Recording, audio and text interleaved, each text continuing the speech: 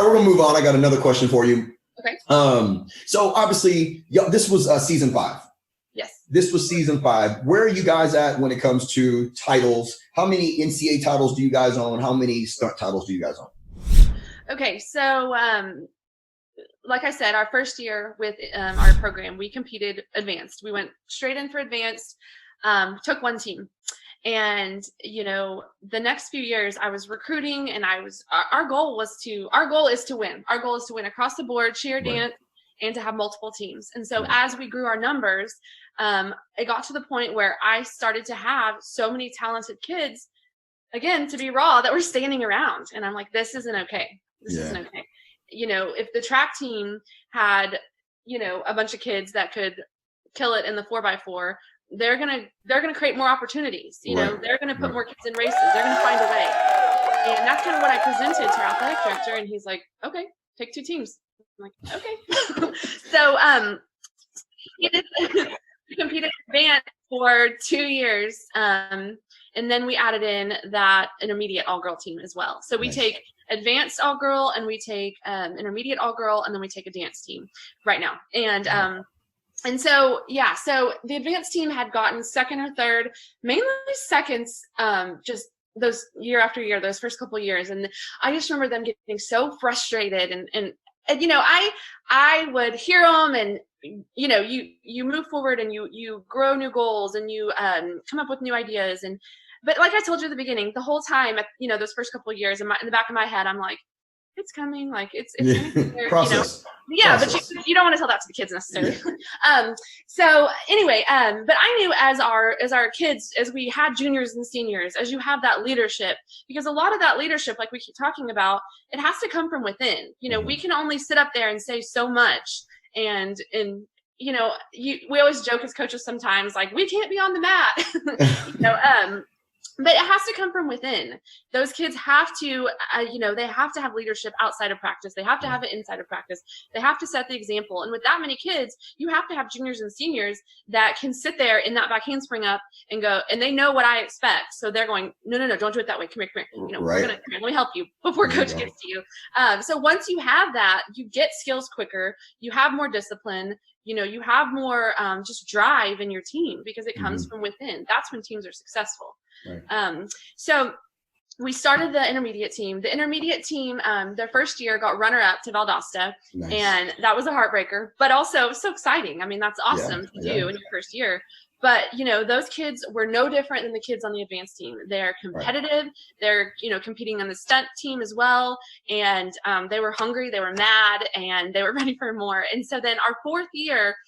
It's just, who knows if that will ever happen again, what happened our 4th year. We, both teams won their divisions, and, just a fun moment of that is, I played it off the score sheet. I knew it was going to go well. I just had this feeling that we had done a really good job that year. And so it was fun to get those prelim score sheets back, and we had some mistakes, but I was still confident because I knew what I had put in the routines. I knew what kind of what to expect, and I hoped to see that on the score sheet. So got those score sheets back for both divisions, and just that feeling of seeing both teams in first place, and like you said earlier, that was my moment of like, win or lose tomorrow, like. We accomplished something. Like, here we are. We are at the top of both divisions in this moment, and it's hard to do. Like, what other college programs get to feel that feeling? And I hope others do, because it's an honor to be like, oh my gosh, it's a very small. I can tell you, it's a very small number of competitors and programs that get to feel that.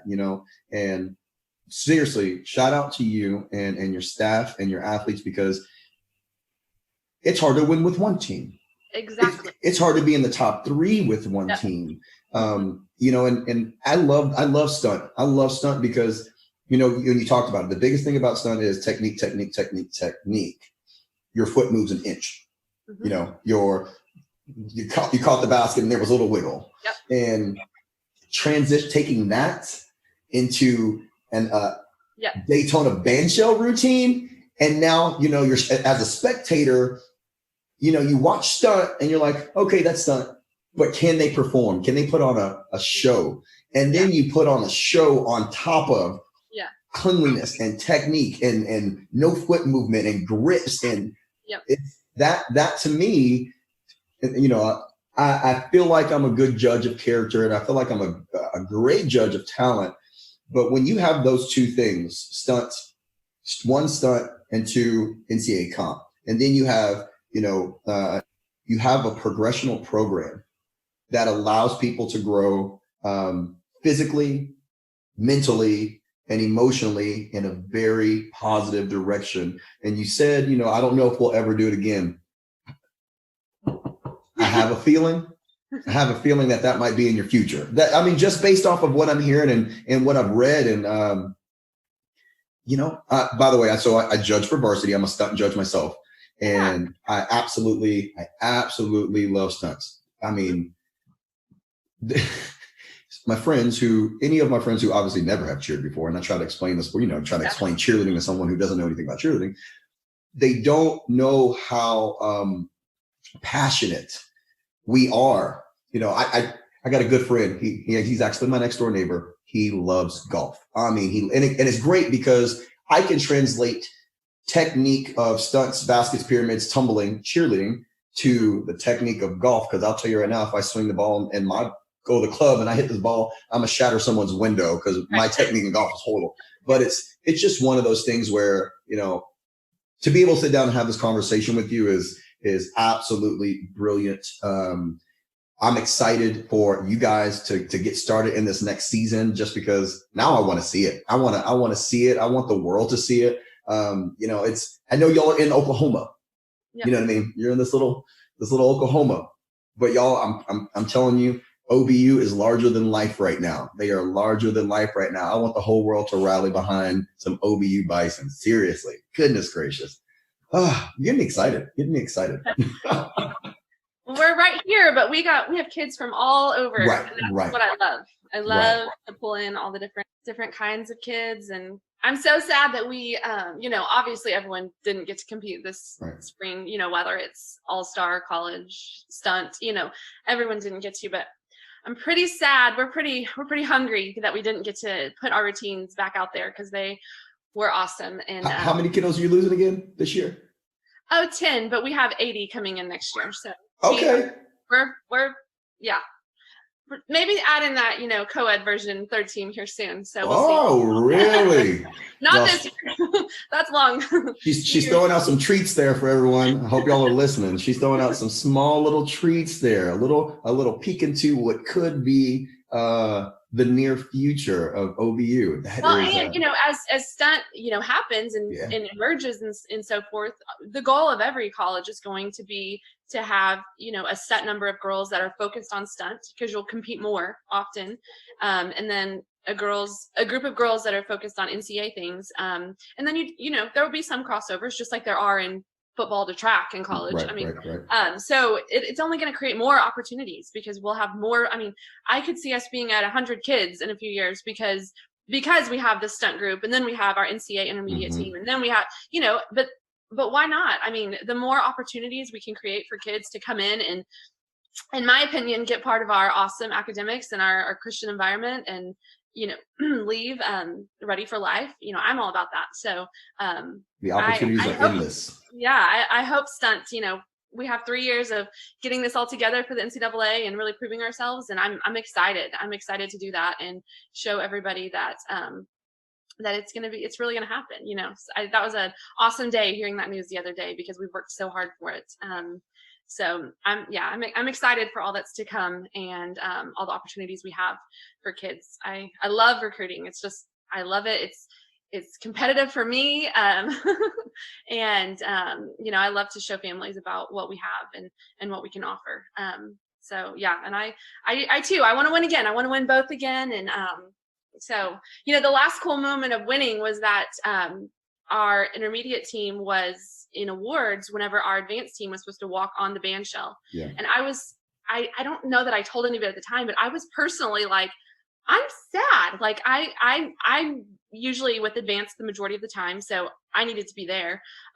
In the band shell is like makes you shake in your boots. So we needed every ounce of screaming and yelling. Yes, we were like right after Louisville All Girl and in the first place position, and you couldn't find a seat out there on the beach anywhere. I mean, it was like, it was what you imagined times 20. Like it was scary.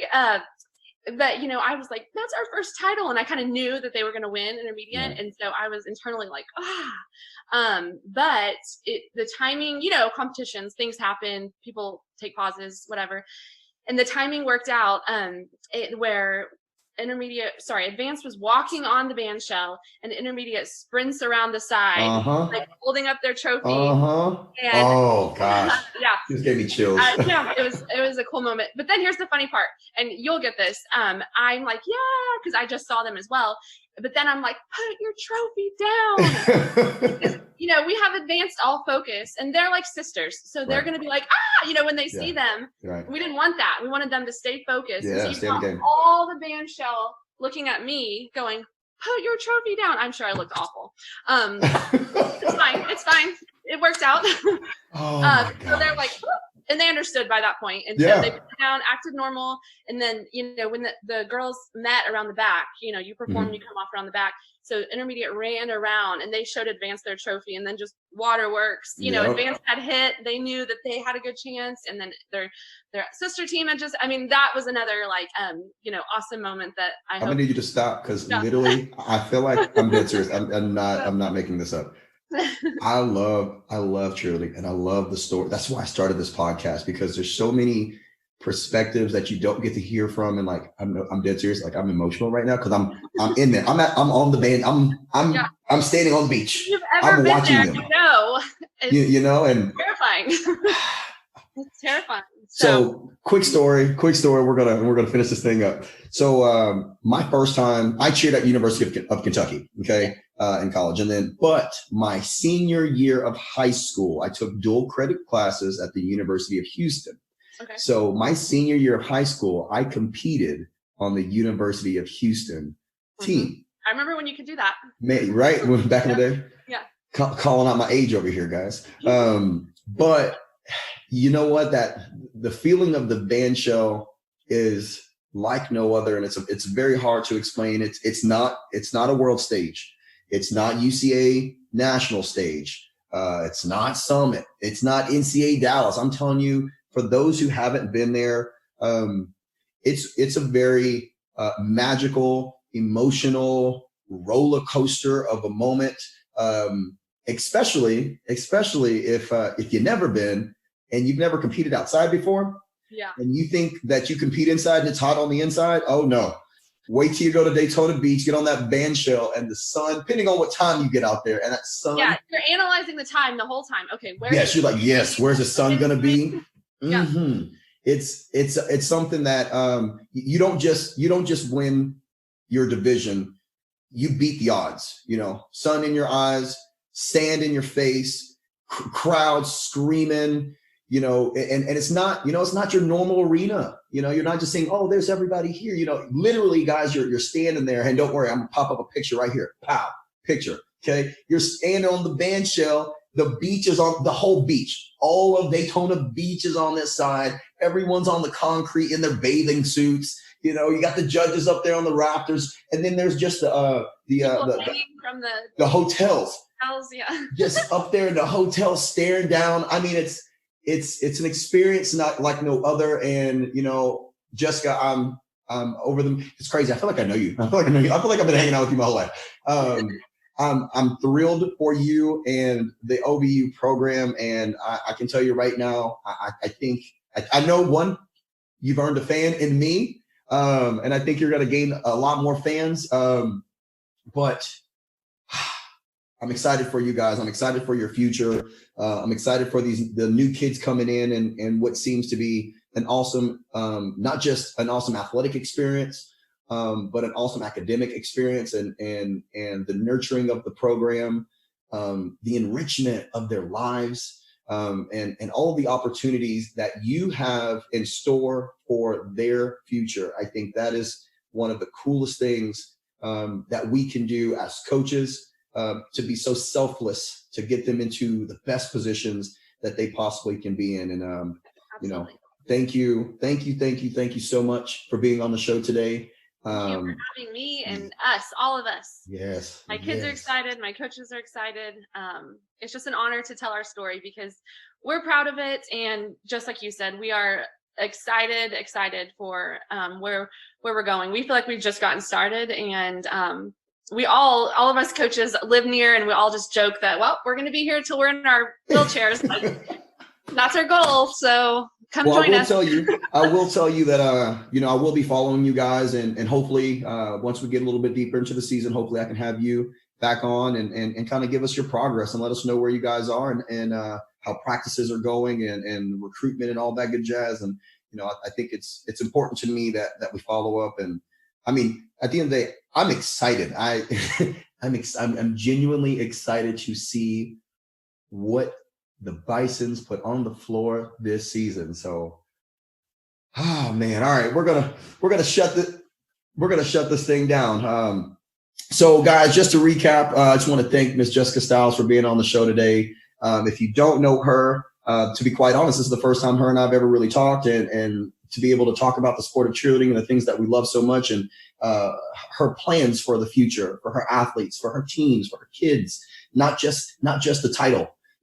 They want that title and they're hungry for that title, but they want that academic experience. They want that enrichment of their lives to make sure that when they're done with this sport, they are functioning and successful human beings in this world. And that to me is priceless. It's absolutely priceless. So once again, I just want to thank Miss Jessica for being on the show today. Can't thank you enough. I really appreciate it. Thank you so much. Mm-hmm. Well, guys, you are watching and listening to The Voice of Cheer. I'm your host, Tristan Allen. And as always, ready, set, grow.